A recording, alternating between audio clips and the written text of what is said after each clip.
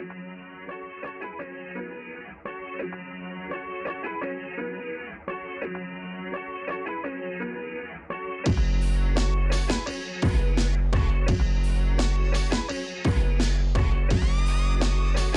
the middle of July, and we get a huge Joel Embiid story from ESPN, and that is what is going to drive the show on this Wednesday. Welcome to the PHLY Sixers podcast presented by Rothman Orthopedics.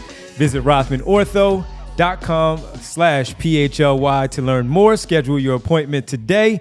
Alongside Kyle Newbeck, I'm Devon Givens, president of basketball operations. Bree is with us. All of you already in the chat as we deep dive into this ESPN piece about Joel Embiid, a wide-ranging piece from ESPN about Joel Embiid, and it was something. So we're going to get into it all here on this afternoon. We'll talk a little bit about VJ Edgecombe's return to Summer League on Tuesday night, a little bit later in the show. But Dotun Akintoye really has our attention of really what great he story. So credit to him for, and that based on the timeline, certainly seems like it took a while to put this all together to get a full picture here. As by the length of the story, yeah. I would say so. So all of you have thoughts in the chat, and we will read along with you and as best as we can as we give our thoughts on what we came away with in this story. Because Kyle, this one was again, like we said, came out of nowhere, and as it dropped a little bit earlier today, I think all of us collectively were just simply locked in on reading this story because of how detailed it was. Certainly want to know about his injury as to where he is right now, what his thought process was after playing only 19 games during this past campaign that had them with the 24-58 record, one of the worst in franchise history. And this offseason, as we talked about the draft being so important, what they did with last summer's acquisitions and how you did not have as much movement this summer, we all know it drives the success of the Sixers on the back of Joel Embiid. So as much as we talk about Tyrese Maxey, Jared McCain, and now VJ Edgecombe, of looking towards the future and seeing even what they have this year upcoming when Embiid and George maybe miss some time, it all hinges on what he looks like and what he does, how available he is, how healthy he is to run up and down the floor, to be himself. And some of the stuff that we've talked about of taking a step back from 33 to 25, 27 points came up in this story. So as we started off, man, what did you take away from this very detailed piece that said a lot in it? So I don't want to start with anything negative. I will start with the right. I on this show in written form, on the radio and other podcasts, I've always tried to present the fullest picture of Joel as possible, right? Like, he has been worthy of criticism plenty of times. He has been worthy of praise more than that, right? Like, the body of work is very good, albeit the playoff stuff is bad. But I think he makes it intentionally hard to pin him down in one way as a player or as a personality. And I think what Akintoye did so well with this article is show all those sides of him, right? And maybe show a little bit of how he became this person or why he became this person.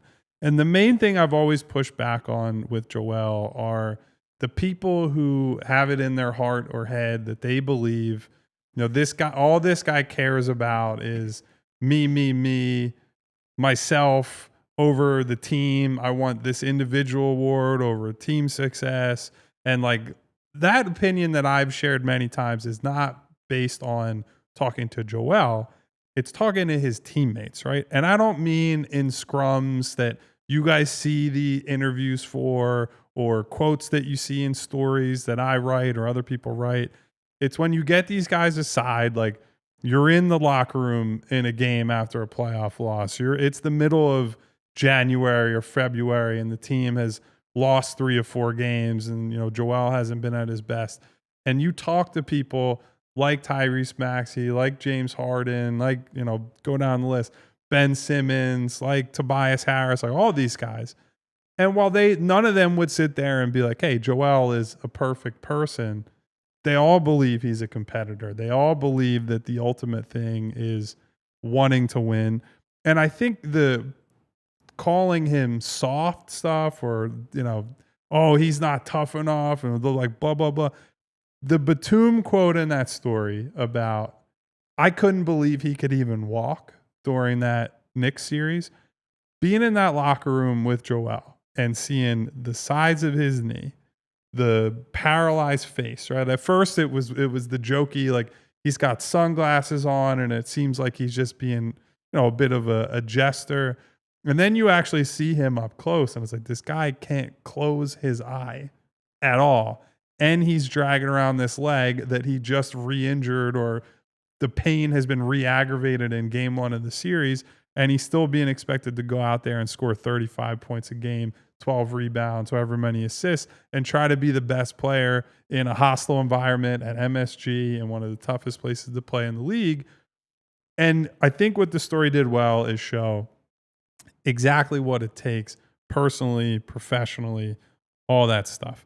I also think if you go back to the beginning of his time here and you look at what the story is laying out in terms of what he had available to him in Philadelphia when he was drafted, right after he gets his surgery, the detail that's in there that Joel Embiid, who had got a navicular bone surgery, which is one of the most devastating pieces of news you could get for a man of his size coming into the league.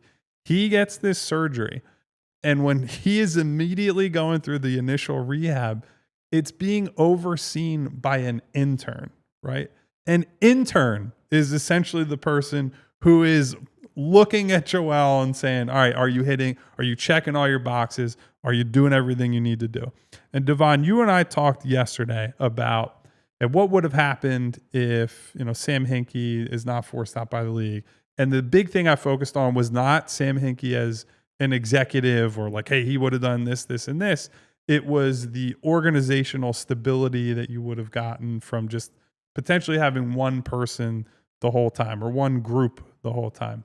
And when you hear details like that, when you hear, hey, this guy was taken number 3 overall, when you got him, you knew you had a big medical concern that he's coming in with that you need to monitor.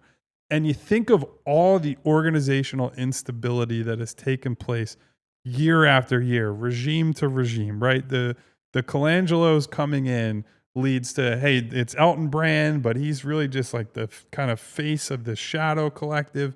Brett Brown is briefly the guy who is believed to be in charge of the team, but it wasn't actually him. And Doc Rivers comes in and is hired before the executives who lead the team now.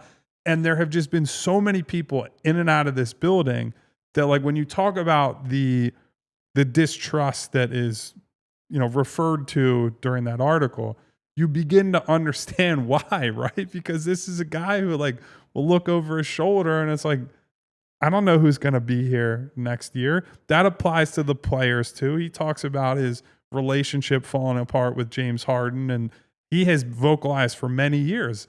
I look at the winning teams and I see what they have. It's continuity everywhere, right? It's stability. It's organizations that say, we had a tough loss and we've had a couple tough losses, but we're not throwing the baby out with the bathwater, right? And so there are lots of pieces of this that I think will help drive home to people why he can be, a little mercurial, we'll say, and why I have given him the benefit of the doubt at the times when maybe other people didn't think he deserved it. And later on, we'll get to things that I really didn't like that I think reflect poorly on him and probably feed into the other side of that argument. So I'll play off of some of what you just said about the instability in the organization for a lot of those years. And part of it was, and that was even addressed in this piece, which is the continuity conversation, which also reared its head a few years ago after they were eliminated from the postseason, where it was again discussed about the continuity and the fact that you cannot have constant change when it comes to not only in the front office, some of the other things that are discussed in there, but most importantly on the floor. But the continuity stretches not just from the floor, but it stretches again all the way to the higher ups and the decision makers, where Some may see that too, as you talked about our conversation about Sam Hinkie and that being one of our top 3 moments in our what ifs on Tuesday. And we brought up this Sam Presti part of it too, where Sam Presti had the opportunity to run it back again for that second time and finally getting that championship. That's the continuity that he has in that front office with what he has going on and a chance to put that team together. So that was a big one for me about that. But it was also just because we've been around the team for so long. For you, the years that you've been around, the years that I've been around, we've both been around for the entirety of the Joel Embiid experience. And we've heard a lot of different things from the beginning of Joel, the immature Joel Embiid, to your point of some things that are self-inflicted, to where you also see where the guy plays through a lot of pain and the hurt things that we all know about when it comes to the facial fracture, the Bell's palsy that you referenced. And I'm reading the facial fracture for having to wear 2 masks before that one, getting elbowed in the face by Pascal Siakam and a broken face by your teammate and Markelle Fultz, and still playing basketball, or having the conversations about him where we'll get into this later about him getting on the floor late and making everybody decide when's Joel Embiid going to be announced to play the basketball game or not. That this one went a lot of different ways, man. I'll even reference one right now of the good of where I was on Joel's side. He played for Team USA, and it's referenced in this piece. So when you read it, if you haven't read it, we apologize. We got to do our job, and we have to talk about it right now. So when you read the piece, you'll know what I'm talking about. We had a lot of discussions around that time for the Team USA experience. Should he play? Should he not play? Knowing what he just came off of that New York Knicks playoff run, finishing in Game 6, where he still averaged the double-double, and he was phenomenal even playing through all of those injuries and all. I said at the time, when you play the game the way that they play the game, when you play how they do it to get to where they are, I cannot fault one man for wanting to still play, even despite the fact that he's injured. He's going to take criticism from his home city, from the fan base, of what's more important, team or self. Well, it's self and also country in a sense, because he did go through all the things to get the necessary paperwork to qualify to be able to play and become a citizen, be able to play for the team. I had no issue with a player wanting to represent the country and doing so, even as beat up as he was. And then it affected and impacted the regular season, which I then also criticized him for, that Kyle and I talked about briefly before we came on air, and I'll address that a little bit later just to remember it, about that, because one thing that I always say, not only in that spot, but also during the regular season, we'll talk about it later, but I still had no problem with him doing that. We can all differ and we can all have our opinions, but when you know someone goes through all that they do to prepare and get ready for a basketball game, and to still go out there and play injured the way that he did, and we saw how he couldn't do it early, he was out of shape. We criticized him for it while we were in Las Vegas doing those shows live after that showcase against Canada. But we also praised him for what he did to help him push them to the gold medal game after he destroyed Serbia, and turning it on in that stretch of that 5 minutes where they were looking for him to give him the basketball to close it out. And you'll see some Grant Hill quotes in that piece. So the organization stuff comes into it. Joel himself, the coaches, the continuity, the teammates. I did not know about the James Harden thing, that side of it, that they don't talk that anymore. It was fractured. And so I did not know about that. I've known about that for a bit, but I will say reading it was different, right? Yes. Like I knew that relationship had fractured, but you don't really, when James Harden is just like in LA and he's playing for a different team, you don't think about it as much anymore, because it was not my relationship. It's just I see them, I hear about it, I talk with them about their relationships. And so it for us, it gets put in the back of our minds like, oh, that, they're not friendly or they're not talking or whatever. But you just in your head kind of assume like, I think that will get mended. But to see him in the story basically say like, he won't talk to me anymore, and feeling as if he's being punished for something that he doesn't feel he had anything to do with. Mm-hmm. And I believe, like, look, I think that's something that Joel's been very consistent on, right?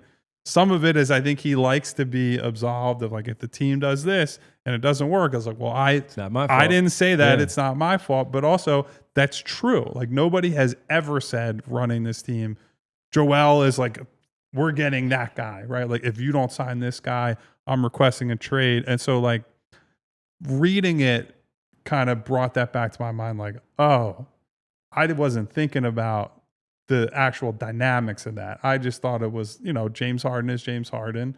He has sour grapes with the Sixers. And so he goes into his whatever, I'm moving on.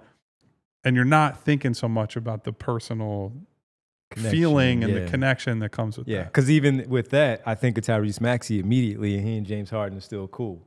Where I really didn't hear Tyrese Maxey say anything publicly otherwise of him wanting him to leave. And maybe or he's stay. just better at keeping it close to the vest. But. Right. I don't know. So that one was a little puzzling and a little disappointing on on the Harden side, because for I what? think at least that's fixable though. Yeah. Like because it's fixable, and but once this doesn't gets need to out even there, be there. It doesn't even need to be there. I think my guess is this is something that would get to Harden. And I think Harden would, I know James a little bit, right? Sure. Certainly not as well as other people. I think James would hear this and see this, and maybe not now, but at some point down the road because look, like he's mended fences with other guys that other players he had beef with before. So we'll see. Yeah. So, all right, let's, when we come back, we'll talk about some of the things that lean in the direction of Joel being accountable for some things, because that also was in the piece that struck Kyle, struck myself, maybe struck you as you read it, that we can talk about this as we go along. Big piece in ESPN, very detailed and very, very interesting. And I want to talk about a thing, Devon, I think people are skipping over that I did not like from that story, that I have some personal, not background for, but personal connection to. So we'll get to that in a minute. So we'll get to that on the other side as we talk about this big story from ESPN in the middle of July about Joel Embiid. Still don't know if he's going to be ready for the start of training camp, but what we do know is he did say he was approaching it a little bit differently than this offseason than before. Hopefully he's able to play and ready for the start of training camp, the preseason, etc. We'll talk about it more on the other side right here on the PHLY Sixers podcast presented by Rothman Orthopedics. And guys, just like your favorite team needs a home court advantage, your home needs a home floor advantage, and Empire Today can help you get it. Empire Today has flooring experts, dedicated flooring professionals who focus on flooring every single day. You might go to a big box store and you end up wandering the aisles. You're somehow hauling all the materials home. You look for an installer. You're coordinating everything yourself. Empire Today takes all of that away. They come to your home. They bring their expertise, and they can get it done in no time flat. They are the best bet for a new floor because they live and breathe flooring. They'll be with you every step of the way. It's a whole different ballgame. You can pick the right flooring and the right colors for your space because they bring the showroom right to your home. See how it looks with your furniture and your house. It's convenient, right? Especially in the summertime. If you're getting work done, you want to be able to get a job done quickly, then go to the beach for the weekend, hit all your obligations, do all your nice little trips. Empire will make sure it's precise, it's done quick, and it's done at an affordable price that's good for you. So schedule a free in-home estimate today, because some things are just better at home. PHLY listeners can receive a $350 discount when using the promo code PHLY. Yes, you heard right. A $350 discount with the code PHLY. Restrictions apply. Visit empiretoday.com/PHLY for full details. And once you save all that money, Devon, yes, on your flooring, you're like, oh man, I got some nice walking around money. I got somewhere to go. Golden Nugget Jewelers is the place to go because for the past 30 years, Golden Nugget Jewelers has operated out of the same location in the heart of Philadelphia, bringing in customers from everywhere, Pennsylvania, New Jersey, but also Baltimore, New York City. People are coming from all over the place to get the perfect engagement ring or wedding band. They have a highly trained staff that's dedicated to providing a personalized shopping experience. And let me tell you, you need a personalized shopping experience when you make a purchase as big and as important as an engagement ring.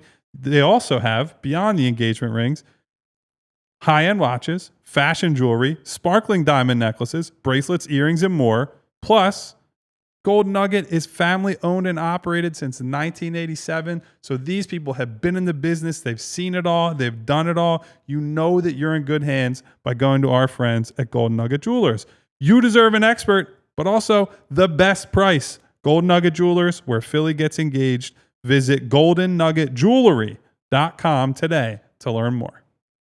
Welcome back to the PHLY Sixers podcast presented by Rothman Orthopedics. Visit rothmanortho.com/PHLY. And if you watched our show yesterday, our top 10, we revealed our top 10 what ifs on a Tuesday show last night, 7 o'clock, right before the Summer League game. You saw that Kyle and I had on we debuted our new shirts. Oh, yeah, baby. Kyle had the vintage 2001 logo, PHLY t-shirt, and I had on the black Spectrum t-shirt, the home Philadelphia Spectrum. Look at that, the bottom right royal blue. I had it in black. Kyle, top left, the PHLY in the 2001 script. That's available to you right now at the new Philly collection at allphly.com.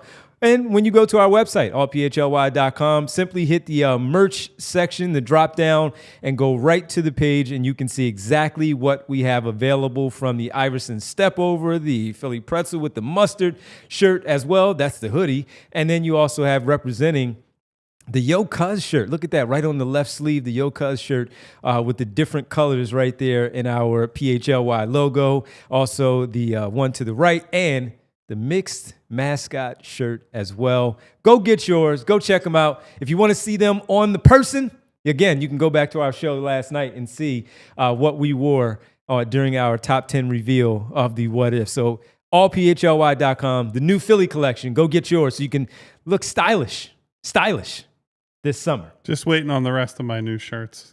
Could only wear the one new one yesterday. One at a time. Absolutely. And one more thing that we do have coming up as a show here, as a team, all of us, something we're really excited about. If you remember when Fran Duffy did his 2 film sessions before the NFL draft and post-draft to focus on the Philadelphia Eagles selections and the players that you're getting and looking at the type of players they are and how they can fit with the organization, well, we've got our own PHLY Sixers podcast film session coming up live from the studio here on July 29th, a 2-hour event from 6 to 8. There will be food. There will be drinks. It's a diehard only event, and you need to be able to be a diehard to sign up to join us for our very first PHLY Sixers podcast film session, where we will break down some different things that we want to focus on and talk through with you all on that night of July 29th. So we hope that you all can sign up if you have not already at allphly.com to become a diehard member. Maybe you can get one of those free t-shirts when you sign up. You get access to the Discord as well. You get access to the events like this upcoming film session on July 29th with our PHLY Sixers crew here. All 4 of us, maybe Rich will come in as well. And we'll have a blast. He better. Yes, he better. We'll have a blast with you on that night. So that's in 2 weeks? 2 weeks from yesterday. So we hope that we can see you then right here at the PHLY Studios. Food, drinks, diehard only event. Look forward to seeing you for our very first film session. All right. Back to Joel. Let's get to Joel and this thing that you feel like people are kind of glossing over that stood out to you. To your point of maybe you have a little bit of, personal insight on because of the information that you've been able to gather over the years, knowing Joel Embiid is as good as you do. So what is that one? Because folks, even I don't know. Kyle kept this from me because I wanted to hear it on the show with all of you. So this is not something that the average person is going to read and I think really care about, right? But to me, the central conceit of this whole story is look at this guy who came to America as a teenager who really didn't know basketball, is figuring life out, like didn't really speak a ton of English, and all the things that have happened in his life. The death of his brother, just the adversity he went through off the floor with the injuries and whatnot have made him very guarded. They've made him distrusting. And it's a story about, how tough it is to really penetrate that external layer and get in with him, right? And I think all that is true. I think Joel, generally keeps people at an arm's length, and it explains a lot about him. But then you get to the piece of the story about his relationship and the work he did with Kim, who was a trainer, physical therapist that was in the locker room constantly, right? If you covered the team, if you're at games, if you're traveling with the team, you see her around all the time, right? And the story goes into some detail about just how much she's working with him, right? Gives an estimate of, and I don't know if this is actually true, right? But of 355 out of 365 ship with her family. And Joelle essentially treats it as, this is just another person that has abandoned me, right?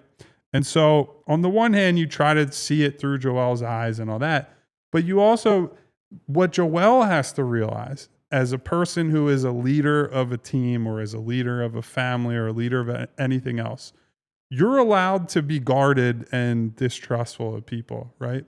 But if you want people to give you the grace that you're after by being a participant in a story like this, you have to give someone like Kim, who worked her ass off, right? Sacrificed time with her family and loved ones and is working all hours of the night, is on standby for this guy.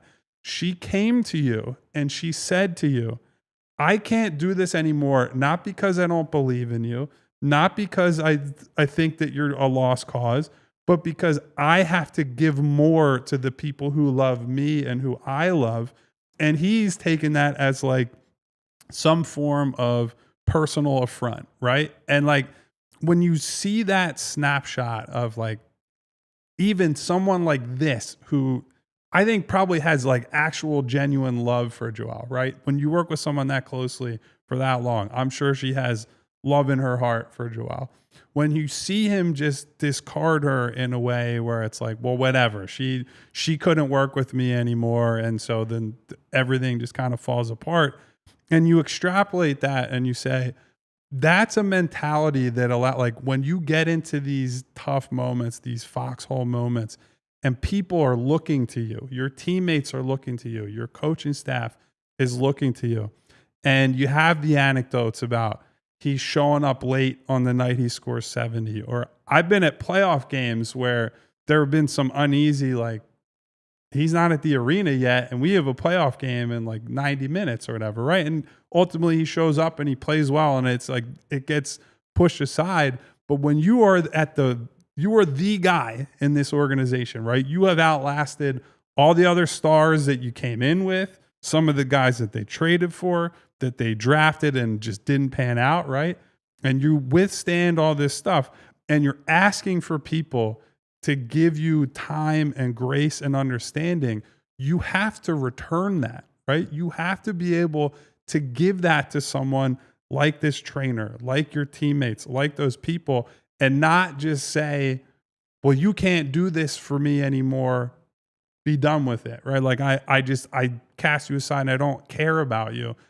That's the thing that separates a lot of the teams that are talented and are good and they can win a playoff series or two, and the teams that ultimately climb the mountaintop, right? Like they stay together. There is something to all of the whole team beyond basketball that keeps the fabric together.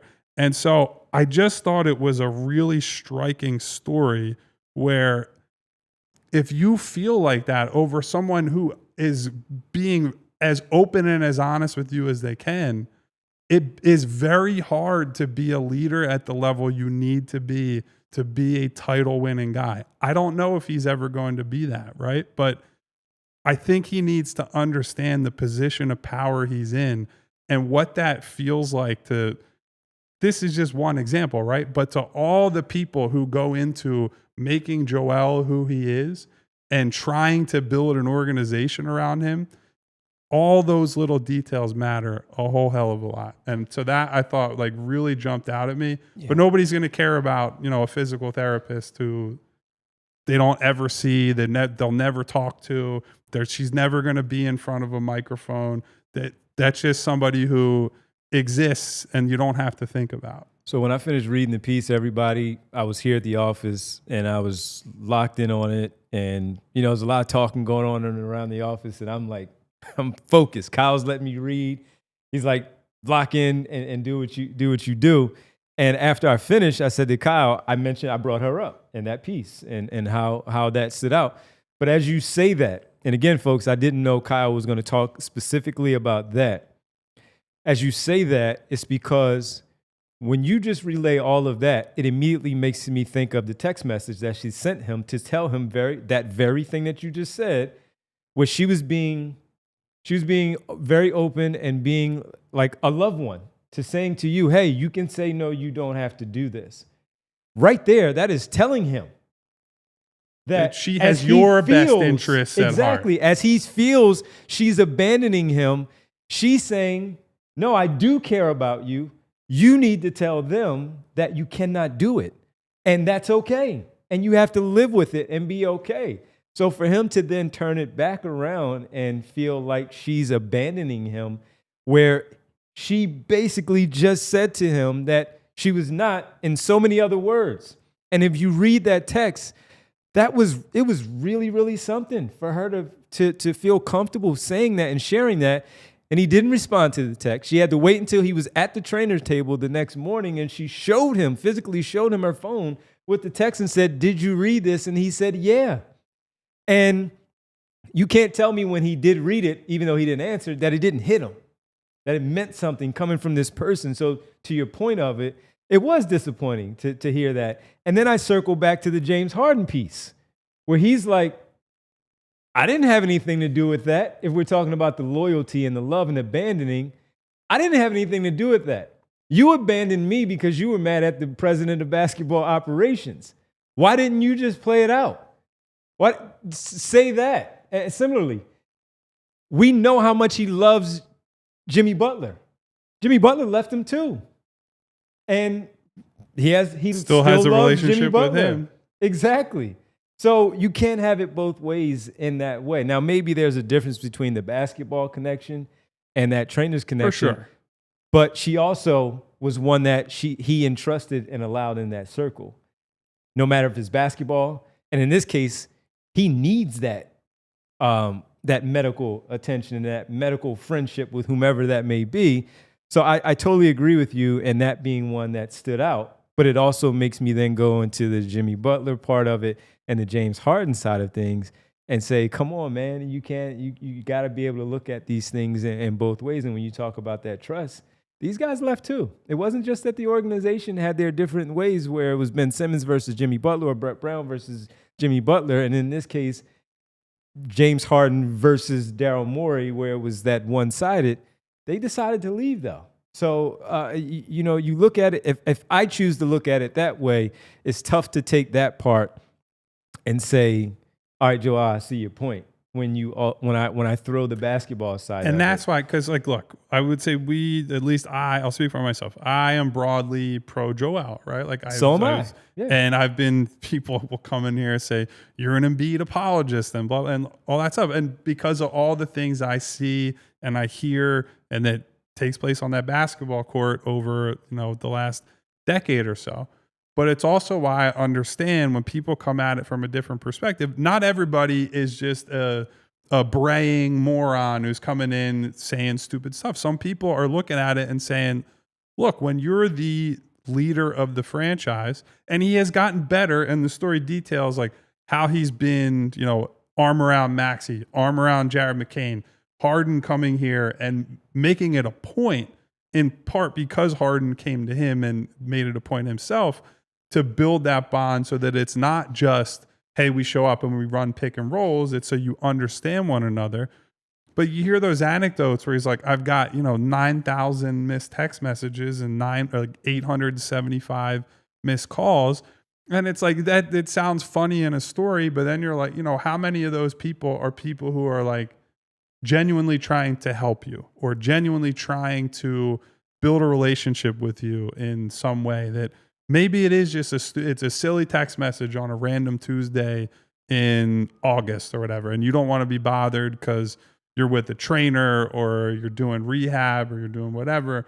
But like the seeds that you plant in the off season or the seeds that you plant at the beginning of a season take time to grow. And if you harvest those when it does get tough, and when he wants benefit of the doubt for playing through pain and doing these different things, people give it to you because you've been there the whole time.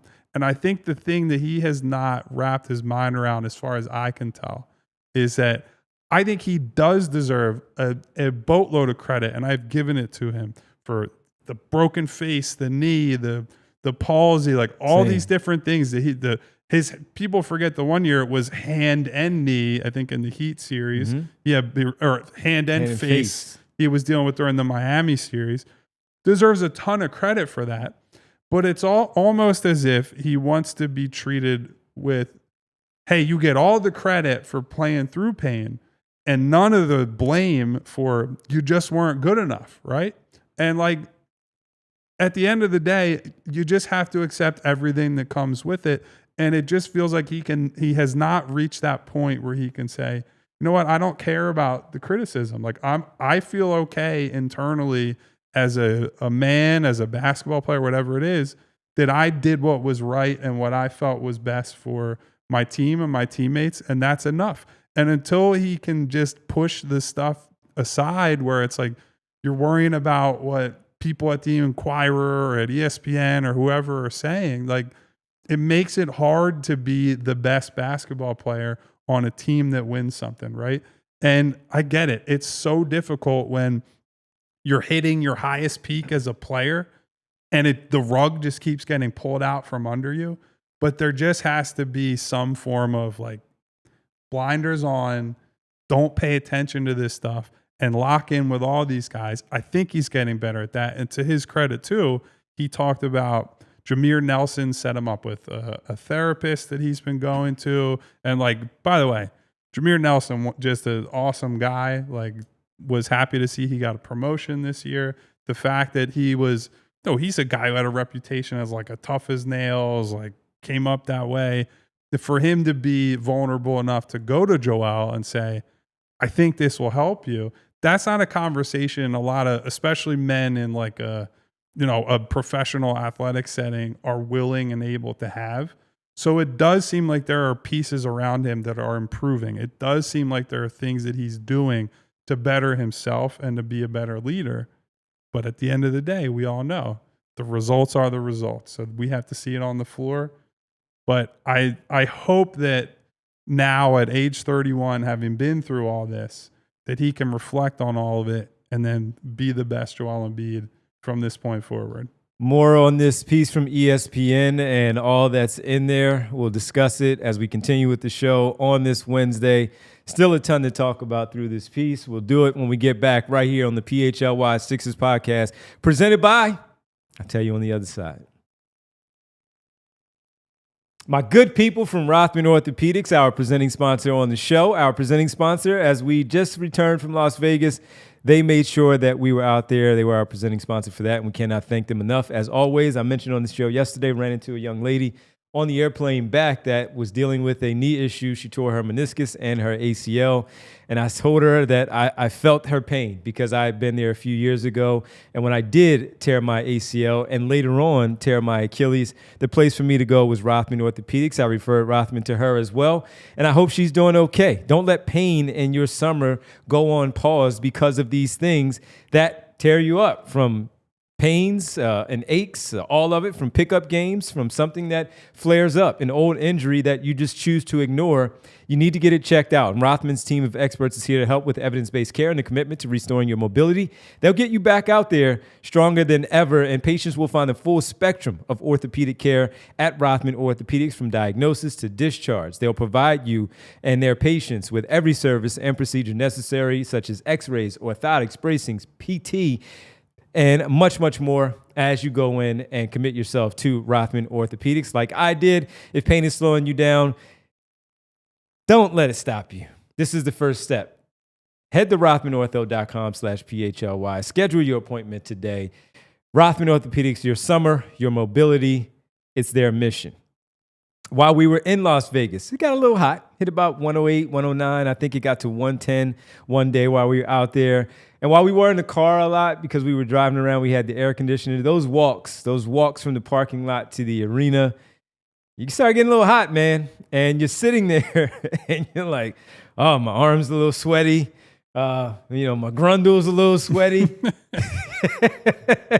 You got to spray everywhere or use the deodorant from Mando. And I was prepared as I did leave the hotel every time after taking that morning shower saying, all right, I'm going to walk out there. Let me spray my Mando in all the areas all over my body. The men's deodorant is also one that is a huge brand that is hyper-focused on keeping every aspect of a man's body smelling fresh and clean like I was. Mando overtly calls out more colorful parts of the men's body. Again, pits, the belly button areas, the butt cracks, if you will, the grundles, and much, much more. Their scents are geared towards men with options like bourbon leather, which is my scent of choice, Clover Woods, Mount Fuji, and Pro Sport. Very, very important for you to make sure that you address these issues after you take that shower, knowing that you're going to be dealing with heat, some uncomfortable parts of your body as well. So it's fragrance oil-free. It's 100% natural, and it reduces or prevents sweat more than the typical antiperspirant. So you want to make sure that you get this. 12 hours after a shower, the average men's grundle odor level was 5 out of 10. And as I'm walking around Las Vegas, we're on the strip or whatever we're doing, walking to our next location, and you see all these people and like, yeah, they're hot. Guess what? They don't have Mando like I do. So we have a special offer for listeners. New customers can get 20% off site-wide with our exclusive code. Use code PHLY at shopmando.com. Get the Mando starter pack. It's perfect for new customers. It comes with the solid stick deodorant, cream tube deodorant, 2 free products of your choice like mini body wash and deodorant wipes, and free shipping. Use code PHLY once again at shopmando.com. At shopmando.com for 20% off site-wide plus free shipping. Please support our show. Tell them we sent you. Smell fresher, stay drier, and boost your confidence from head to toe with Mando. Smelling pretty good while we were out there in Las Vegas. Yeah. Felt good. Felt terrible for those people that looked like they were hot and sweaty and, all that stuff.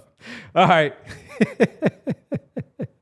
Let's get back to this story once again about Joel Embiid and the great piece written from Dotun Akintoye at ESPN. So, Kyle, the one thing that we talk about, and I say it a lot, I want to get back to something from the first segment about playing while you're injured. And your point of wanting the credit, but also not wanting to hear sometimes the tough part that comes with it where you're criticized for things. Big thing for me, and I know it's true for Kyle, Derek, Bree, and Rich, if you're out there, you're out there. You got to play.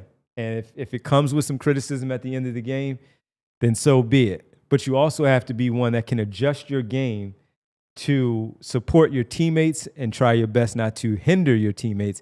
And I think we saw a lot of that in that playoff series against New York. While he has a phenomenal stat line, he had a 50-point game in there. Joel Embiid was tremendous for what he did, even playing on that one leg and dealing with the Bell's palsy. When you're out there, you're out there. So to hear him speak about those things in the story, whether you're the 9th man on the team or you're the number 1 and the face of the franchise and you are the best option out there, you have to adjust your game sometimes. We saw Tim Duncan do it. We talked about so many of these greats that are the best leaders in basketball, from Steph Curry to Tim Duncan, where people just enjoy playing basketball with them because they are the ultimate team guys. And for years we've heard where Joel was not that, but he has gotten better. He pointed out in this story about how he likes to be a leader, not by being a vocal leader, by showing on the floor. We give Joel Embiid, I think, a lot of credit on this show for who he is, how he goes about his business, and what he does. But there are also things where he's the bad body language guy, and you can tell. And if we can see it and we don't play a full 48-minute game with him, his teammates know it because they know him way better than we do. And that stuff can bleed. They know what he has to give more than anybody. They know when that can bleed into it. And when they had that players only meeting and it gets leaked out about what happened, and Tyrese Maxey saying in there that he has to be better. He has to be more in tune of his time, that he has to be more in tune about being one that, again, is part of the unit and not letting those things get in the way of their success.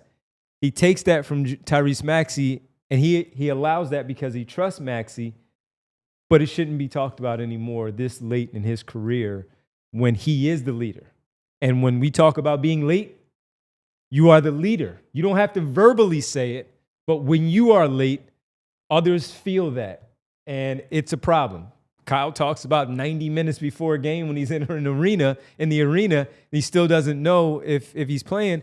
The players should not. Well, it's not. So I would say it's more accurate to say it's not just that I don't know. Yeah, well, it's a sense of nobody knows. Nobody knows. But I'm pointing out you being there, and it's like, wow, this dude still is not here, and nobody knows what's going to happen. You don't know what's going to happen. Well, the players feel that too because the game plan is geared around him either playing or not playing. And they have to get locked in on that and not worrying about if he's showing up late or not in that one. So if you're out there, you're out there. Adjust your game if you feel like you don't have it that night. And there were times when we saw when Joel in that New York Knicks series certainly showed that he was letting Tyrese Maxey be the number one option in that game. He was going to be the man that was going to set the screen. And that's to his credit, right? He was going to be the man that dropped off different passes to him to give him those shots. And yes, that is part of being a leader in that you do those things. So when he just throws out Tyrese Maxey as the face of the franchise, and he gives Jared McCain the credit of being the best player in day one of training camp, and we're like, yeah, right. But that means something, and he was might have been on to something on that one. Yeah, but he was that showed that leadership, that trust of Tyrese Maxey in that New York Knicks series, that's not nothing. And then maybe that is the next version of Joel Embiid's back end of his prime career where it's not 33 anymore, but it's 25, 27, because Joel Embiid can score 25 in his sleep, and he can get to the free throw line at ease. But if Maxey is now the one that you are just simply handing the keys to and saying, hey, I still got you. I'm still going to give you 25, 27, but now you drive the car where you take more of we're driving for 2 hours tonight, and I'm going to take this nap here and still give you 25, but you go ahead and do your thing, and I got your back no matter what. And that's something that he has to recognize that some nights he's going to have to do, and however many games that he plays, and Tyrese Maxey or Joel Embiid, Paul George is out there, Jared McCain in this case, maybe Quentin Grimes, and it's okay where we still know that you are Joel Embiid, and you're not only impacting the game with your 33, you're impacting it with your 25 and the trust of your teammates who are more than capable of carrying to a win.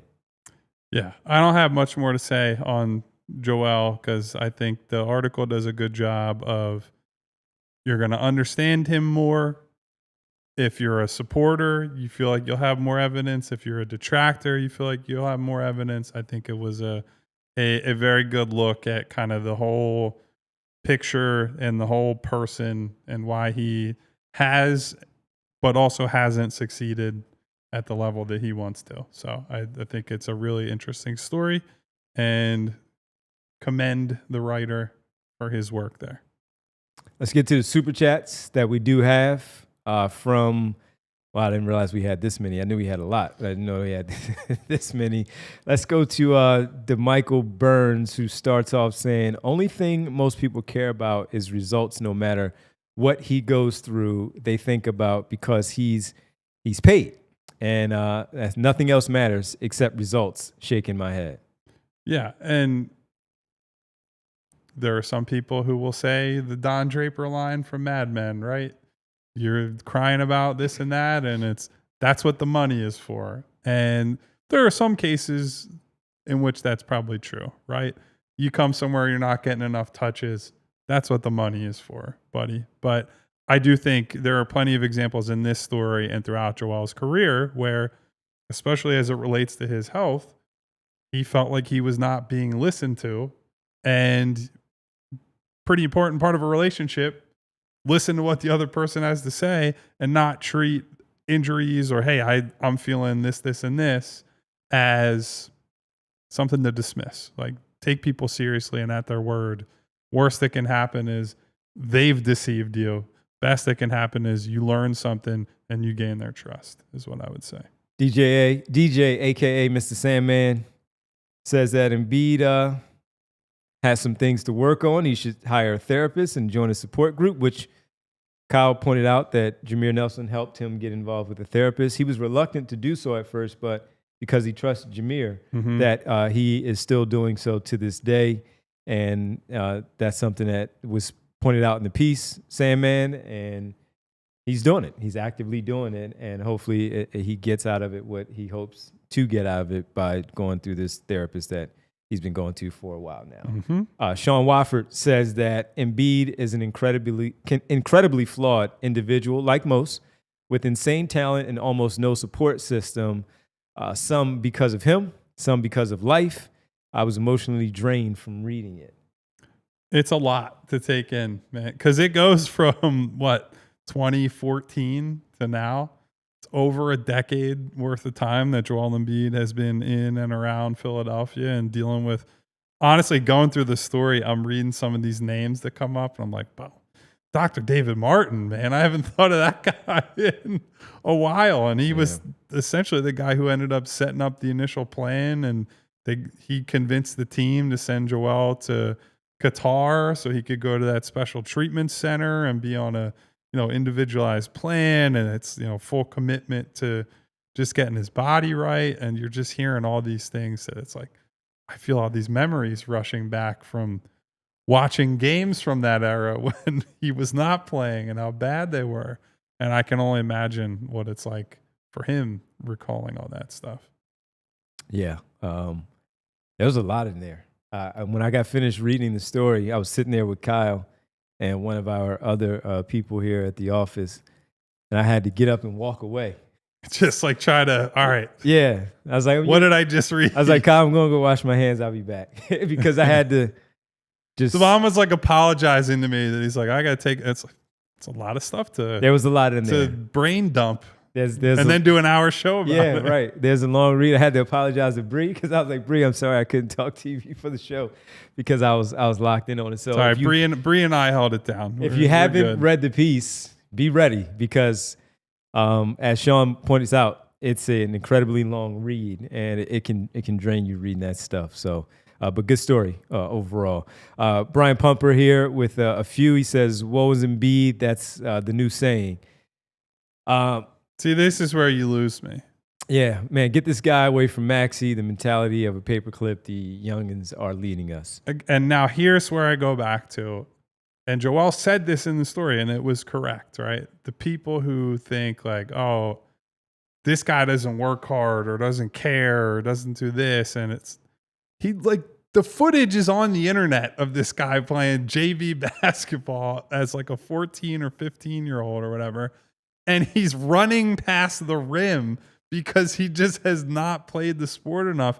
He became the MVP of the league, had back-to-back 30-plus, led the league in scoring seasons, was on his way to possibly another MVP at the rate he was playing at in 2023-24. And it's like, dude, whatever you think about, the mental makeup, the building around a guy with all these injuries and all that, like, if he truly was woe is me, he would have retired. He would have retired 8 years ago. He would, after navicular bone surgeries, and after his brother passed away, and he's like emotionally distraught over all that.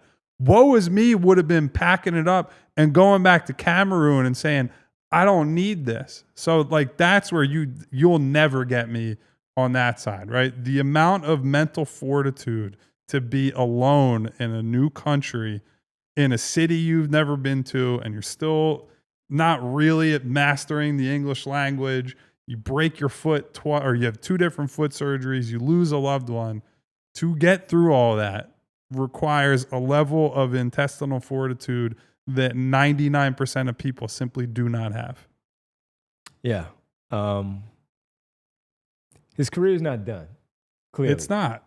And I hope that he's able to come back and reach that you know, MVP level, Right. Because it'd be an amazing story. And again, just bringing up in the story how he is approaching the season a little bit different than he has before. Derek has said at one point when we were in Vegas and he looked at something that was up. I don't know if it was the thing that he did with the kids in the park. Arthur was there with the goats and all. And he was talking about, man, he looks a little bit like he slendered down even more than he did last year when he told us at training camp that he had lost 15 to 25 pounds, I believe it was. And he did look pretty good. We saw him at training camp, and we were reporting that, hey, he looks pretty good, you know, for the weight that he took off. So I want to see with this new version, if he is dedicating himself into a different offseason plan, obviously, since he hasn't played since February, but a whole new offensive plan and what that might look like, and coming into this season with a whole new outlook of I have to do it a little bit differently. I can't wait to see what that looks like because, again, we've talked about, hey, man, you don't need to score 33 all the time. It's beautiful when you do it. We see how you do it, but let's see it a little bit different. Sandman with another one. We talking about practice, not a game. Practice.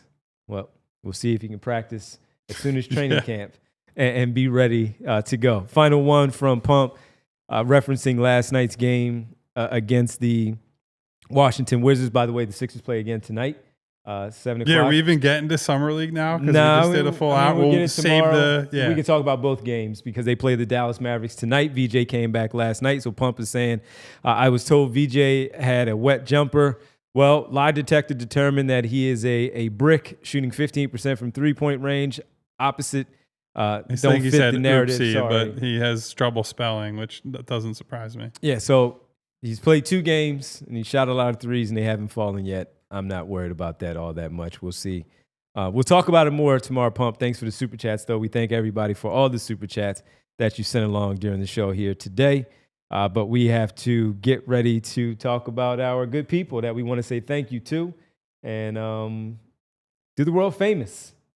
It's the roll call. We haven't done a roll call in a while, since last Thursday. Yeah, people were a little upset in the roll call last night, but circumstances were out of our control. We had to be ready for the game. Thank you to everybody for stopping through. Greeny Green, Densley, Mellow 3-point. Mellow, my man. Music Lover 31. Play that music. Tim Bunk 2. Marcus Blackstock. What up, Mark? Sean Ford. Darkness on Wheels. Is that the same darkness? Is that darkness? I don't know. It's a different avatar, so I'm confused. My girl Winona. Say What. Colby Colbs. What up, Cole? 5115 Neo. Old Dirty Yams. Sanj, what up, INS, Sanj? Vincent, Duck Holiday. What up, Duck? Bree, can you pull up our super chats for today? We had a bunch. We had Sean Wolford, DJ, a.k.a. Mr. Sean? Sandman, Michael Burns, Pump Man pushing his nonsense propaganda as always. Yep. Thank you guys for your super chats. B Night. Oh, we didn't even get to the snitch in the article, which that's a story for another day. We'll see what happens there. Seth F. Jesse Bond. What up, Jesse? 215 J Philly. Space Knockers. Money Mar. Blanche Devereaux. What up, Golden Girls? Who always loves the Bond for some reason. Thank you, Blanche. Everyone loves the Bond. That's why. Tom Jackson. Bootzilla. Boots. A lot of people here today. Thank you, all of you. Mom's grandchildren gets the last shout out. Thank you, Mom, for coming through. Please, on the way out, hit the subscribe button, hit the bell icon so you get notifications each and every time we go live. And hit that thumbs up button to say thank you, super producer Bree, for making it all happen. Sixers play again tonight at 8 o'clock. We're back tomorrow at 3 p.m. Go check out our Daryl Morey conversation. That's right. Go check out all the conversations. Goodbye. See ya. We all silly like the man.